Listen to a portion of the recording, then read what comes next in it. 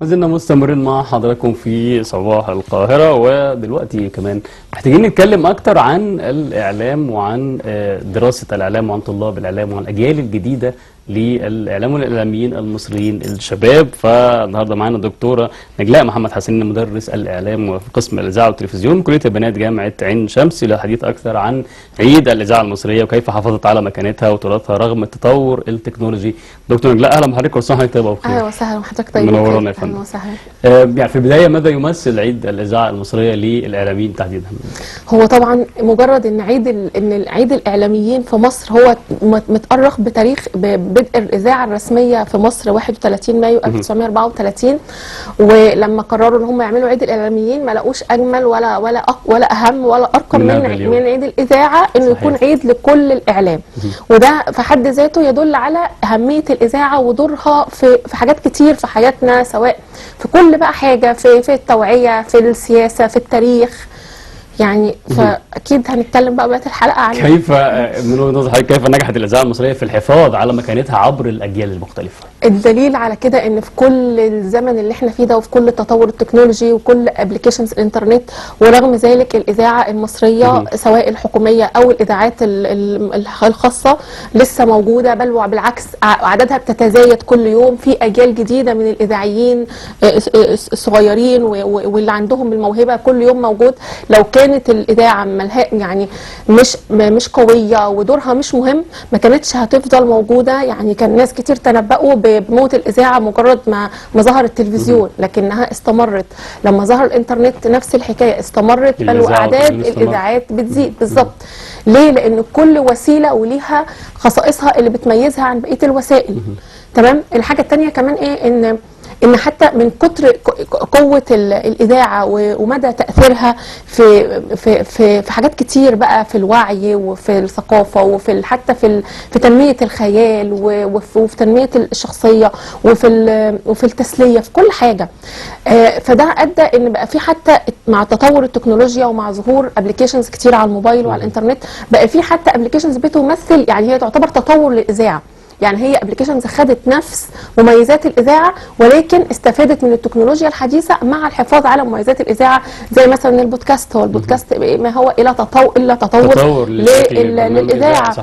في برضو ابلكيشنز، مثلا ابلكيشن اسمه كلاب هاوس، برضو نفس فكره الاذاعه، اللي هو بيقوم على الصوت يعني. لكن على مدار تاريخ الاذاعه، ايه ابرز المحطات اللي حضرتك ممكن شايفاها كانت محطات مصيريه في تاريخ الاذاعه المصريه؟ في تاريخ الاذاعه المصريه، لا، الاذاعه المصريه طبعا تاريخها كبير ما شاء الله. ده احنا تاريخ الاذاعه المصريه بدا من قبل حتى الاذاعه الرسميه اللي في 31 مايو 1934.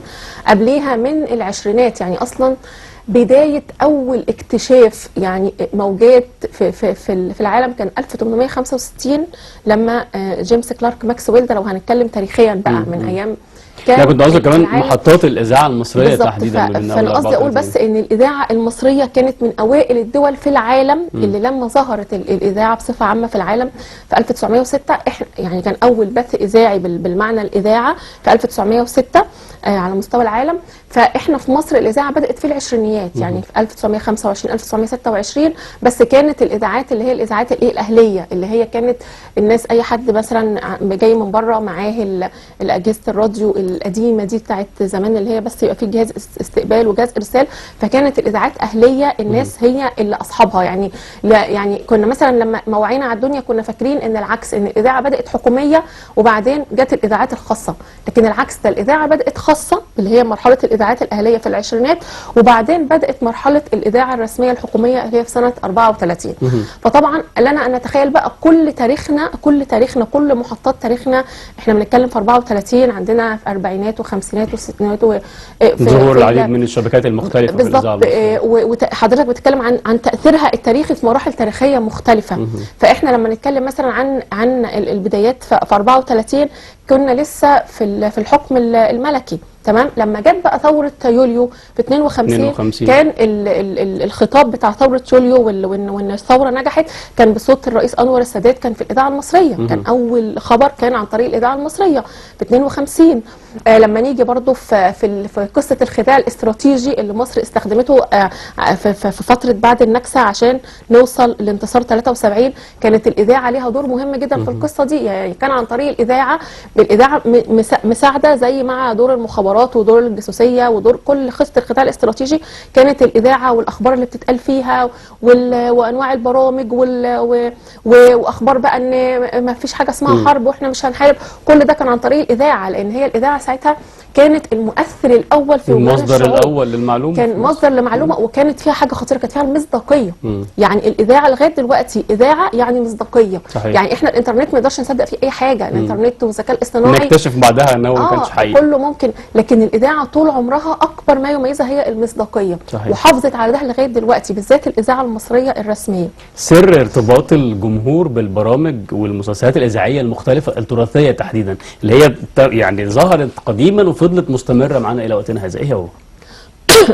احنا طبعا الاذاعه شكلت وجداننا، مش بس بنتكلم في التاريخ وفي الاحداث التاريخيه العظيمه اللي مرت في مصر وكانت الاذاعه ليها دور رئيسي فيها. احنا بنتكلم كمان حتى في البرامج الطفل، برامج الاطفال. يعني لما عندنا يكون قامات عظيمه زي بابا شارو وابله فضيله، يعني لغايه دلوقتي الناس دي احنا فاكرينها، رغم ان هم يعني بنتكلم في سنوات كتيره من 50 سنه، ورغم ذلك الناس لسه فاكرينهم. لما نيجي نتكلم عن الدراما الاذاعيه وتاثيرها في الوجدان، يعني حضرتك مثلا اشهر الافلام السينمائيه اللي هي مشهوره جدا كانت بدات اصلا دراما اذاعيه. يعني لو اتكلمنا عن سمارة، فيلم سمارة، فيلم أفواه وأرانب، شنب في المصيدة، حضرتك شايف الأسماء الكبيرة دي معروفة كأفلام سينمائية، لكن هي أصلا بدأت دراما إذاعية. ولما نجحت في الإذاعة بدأت إن هم لما يستغلوا نجاحها كدراما إذاعية ويعملوا بيها الأفلام السينمائية القوية. يعني شوف حضرتك الموضوع ازاي، ان الاذاعه كان هي تطور من هنا لهنا بسبب وكان دايما ليها القوه وكان دايما ليها التاثير، فكانوا بيستغلوا النجاح اللي في الاذاعه يجوا يعملوه في بقيه طيب لسه مكملين مع حضراتكم ولسه بنحتفل بعيد الاذاعه المصريه رقم 92 وايضا عيد الاعلاميين، وما زالت بتشرفني في الاستوديو دكتور نجلاء محمد حسنين مدرس الاعلام بكليه البنات جامعه عين شمس. دكتور نجلاء اهلا بحضرتك مره ثانيه يا فندم. اهلا بحضرتك. خلينا نتكلم اكتر عن ازاي نقدر نستفيد من التراث الاذاعي في تدريب طلاب الاعلام الفتره دي. في تدريب طلاب الاعلام احنا طبعا عندنا دايما كل سنه بيبقى عندنا مشاريع تخرج لطلاب الاعلام، فلغايه دلوقتي محافظين ان احنا يعني كل سنه لازم يبقى عندنا مشاريع اذاعيه باللي اتعلمناها في مدرسه الاذاعه المصريه، في الاسس بتاعتها، البرامج اللي هي الاشكال بقى التقليديه القويه اللي اثرت في وجدان الشعب المصري الى يومنا هذا. فطبعا بيتم تدريبهم على الالقاء وعلى الاعداد وعلى اختيار الموضوعات، وان ازاي اقدر اختار موضوعات يعني تبقى الموضوعات تبقى قوية ومؤثرة وبتقدم رسالة وفي نفس الوقت في شكل جذاب وفي شكل مسلي، علشان افضل محافظ على انتباه المستمع طول البرنامج. يعني ايه اهم يا دكتور المهارات اللي بيحتاجها طالب الاعلام او طالب الاذاعه والتلفزيون تحديدا؟ هو اهم حاجه لازم ناخد بالنا ان الكتابه للاذاعه بتختلف عن الكتابه لاي وسيله ثانيه، للتلفزيون بقى، سينما، انترنت، فيسبوك. ليه؟ لان الاذاعه حضرتك ما عندكش غير الصوت بس، يعني عندك الصوت، بالصوت ده بتشكل صوره ذهنيه متكامله، ودي على فكره من اهم خصائص وابداعات الاذاعه الصوتيه، ان ممكن الصوت اللي المستمع يتخيله يكون اجمل واقوى بكتير من الصوت من الصوره الحقيقيه، يعني الصوره الذهنيه اللي بتتكون عندي وانا بستمع لايا كان بقى دراما، برنامج، فالصوره الذهنيه بتبقى ممكن اجمل واحلى، لان في ابداع بقى، في خيال، فبتشغل الخيال. فانا ممكن اتخيل الصوره عن طريق المؤثرات الصوتيه والموسيقى التصويريه والاداء الاذاعي، اتخيلها باحسن من لما انا احط لهم كادر ثابت وصوره ثابته وديكور ثابت وشكل ثابت. فهي بتثري الحته دي، بتكون لي صوره ذهنيه عن طريق الصوت فقط، عن طريق طبعا الصوت والمؤثرات الصوتيه. طيب من وجهة نظر حضرتك ازاي ممكن نجذب الاجيال الجديده للاستماع للاذاعه المصريه؟ هو طبعا الاذاعه كانت ذكيه جدا ان هي طورت نفسها مع كل تكنولوجيا بتحصل. يعني زي ما قلت مش بس البودكاست، حضرتك البودكاست دلوقتي لو فتحت اي ابلكيشن بودكاست بنلاقي عليه عشرات الالاف حرفيا من برامج البودكاست ومن انواعها. كل دي مين اللي بيسمعها؟ ما هم الشباب اللي بيسمعوها. ما هو ده شكل من اشكال يعني التطور للاذاعه. عندنا كمان حاجه اسمها اذاعات الانترنت. هي اذاعات الانترنت ايه؟ ما هي برضو ان الاذاعه الصوتيه بالظبط هي استغلت يعني ده عبقريه الاذاعه انها بتستغل كل تكنولوجيا جديده وتعمل حاجه ما يناسبها. فكان عندنا لما ظهر الانترنت بقى عندنا اذاعات الانترنت او راديو الانترنت، وبرضو كل مستمعينهم من الشباب. يعني حضرتك لما نستمع يعني مثلا اغلب الابحاث بتاعتي في الدراسه عندي كانت على اذاعات الانترنت. المستمعين كلهم من الشباب، القائمين يعني المؤسسين للاذاعات دي كلهم من الشباب، وكلهم مجرد ان هم بيشتغلوا بحب، يعني هم حبا في ان هم بيقدموا رساله اذاعيه. ما هو كان ممكن يستغنوا عن راديو الانترنت ويعملوا مثلا زي الستوريز ولا التيك توك ولا الحاجات الصوتيه الصوره، لكن ده يدل على ان حتى الشباب ليها مكانه. ليها مكانها وهم عارفين مكانتها وعارفين اهميتها. صحيح. فبداوا ان هم يستخدموها بيطوروها ده. وحتى الاذاعات التقليديه عندنا الخاصه، يعني احنا لما نسمع مثلا نجوم اف ام او ميجا 92 يعني في اذاعات خاصه كتير كلها لما حضرتك تسمع الرسائل من الشباب واتصالات اطفال. يعني الاطفال كمان دلوقتي يعني البرامج الصباحيه بالذات في الاذاعه المصريه اطفال بيعملوا مداخلات بيتصلوا وبيبعتوا هم متابعين يعني حتى الاطفال انا ده بسمعه. انا عشان عاشقه للاذاعه ويعني حياتي كلها بسمع الاذاعه سواء في الطريق سواء في البيت. يعني عشان من مميزات الاذاعه انها حضرتك ممكن تسمعها وانت بتعمل اي حاجه طول الوقت هي معاكي. يعني تقدر تسمعها مع ذكر وانت بتذاكر وانت في المطبخ. يعني في اي مكان في الطريق. فهي مش محتاجه انتباه كامل، لان زي ما بقول لحضرتك ان الصوت لوحده والمؤثرات الصوتيه وكل ده هو كافي ان هو يوصل المعلومه من غير ما نشغل بصوره ولا كتابه ولا ابلكيشن. فيعني مميزاتها صعب ان اي وسيله ثانيه تاخد مكانها. مع التطور الكبير اللي له علاقه بالانترنت والابلكيشنز المختلفه، احنا كمان عندنا في اذاعه القران الكريم تطبيق اللي اننا تقدر حضرتك تنزليه بتسمعي البث المباشر والحي لاذاعه القران الكريم مع كل التاريخ العملاق اللي له علاقه بارشيف الاذاعه طبعا اللي موجود. ده اذاعه القران الكريم دي من اوائل الاذاعات الدينيه على مستوى العالم. يعني على مستوى العالم اذاعه القران الكريم المصريه ممكن تكون 2 على مستوى العالم في بث بقى الدين الاسلامي الحقيقي بشكله حقيقيه بوسطيته. فلا اذاعه القران الكريم عشان نتكلم عنها دي عايزه لها حلقات مش حلقه واحده. طيب. رجعنا تاني عشان نكمل مع حضراتكم وزي بتنورني وتشرفني في استوديو صباح القاهره دكتور نجلاء محمد حسنين مدرس الاعلام من كليه تجاره جامعه عين شمس. دكتور نجلاء حضرتك ليكي تعليق على كنت عايزه اعلق عن فعلا الدور الثقافي اللي قامت بيه الاذاعه المصريه، والحاجات دي موجوده لغايه دلوقتي. الروائع الادب العالمي لويليام شكسبير وغيره من الكتاب العالميين كلها معموله حلقات دراميه إذاعية على الشبكات سواء بقى البرنامج الثقافي أو البرنامج العام، يعني على كذا شبكات إذاعية كتير في مصر. اللي هي روائع الأدب العالمي كان معمولة بقى كدراما. وكمان زي ما بقول لحضرتك ان الاذاعه مش بس بتعمل الحاجه وبتحتفظ بيها، لا دي هي كمان بتقدر تستخدم التكنولوجيا الجديده. فهنلاقي مثلا الحاجات دي مرفوعه على اليوتيوب. يعني حضرتك لو عملت سيرش على اليوتيوب هتلاقي الحاجات ديت روائع الادب العالمي موجوده مكتوبه ان هي انتاج الاذاعه المصريه باصوات كبار الفنانين المصريين، مرفوعه على اليوتيوب وموجوده فعلا. يعني ده من ضمن دور الاذاعه حتى في الثقافه والادب. صحيح.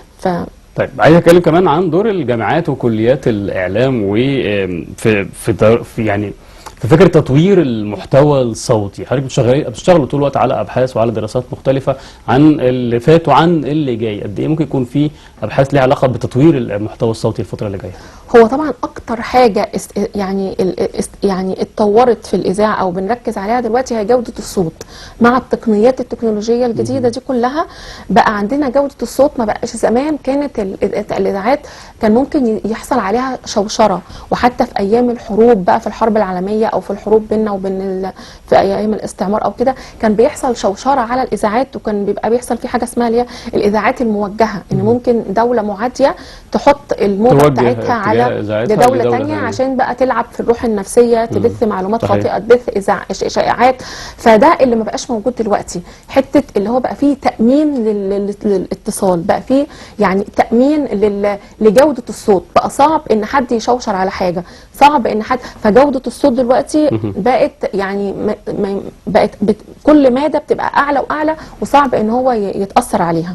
فدي اكتر حاجة دلوقتي في التطور ده. لكن لو حضرتك بتتكلم من ناحية بقى المحتوى الاذاعي، ان انا عشان حد في الاذاعة يلاقي يعني يقدر يعمل دور دلوقتي، لازم يقدر ان هو يكون عنده المحتوى طبعا مهم جدا. بس اي محتوى، ما احنا دلوقتي عندنا ملايين المحتوى في كل الابلكيشن، اشكال مختلفه من المحتوى. لكن ازاي الواحد يدور على المحتوى اللي مناسب لفئه معينه؟ يعني هي الفكره في ايه؟ ان التخصص بقى مهم دلوقتي. يعني بقى حضرتك ممكن تلاقي مثلا يعني حاجه بس متخصصه علميه، يعني لدرجه ان في يعني حاجه، يعني في تكنولوجيا جديده في الاذاعه اللي هي اسمها الراديو الفضائي.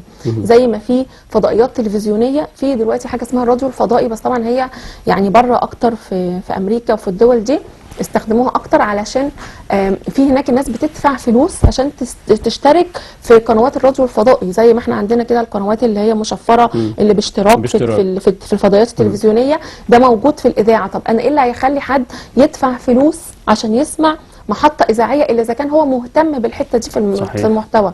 فأنا إزاي أوصل في فعلا تخصصات أنا ممكن أبقى مهتمية بيها ومش لاقيها. يعني زي ما بقول لحضرتك، في ناس مهتمية بحتة الأدب العالمي، هل دي موجودة في أي إذاعات؟ لا، هلاقيها.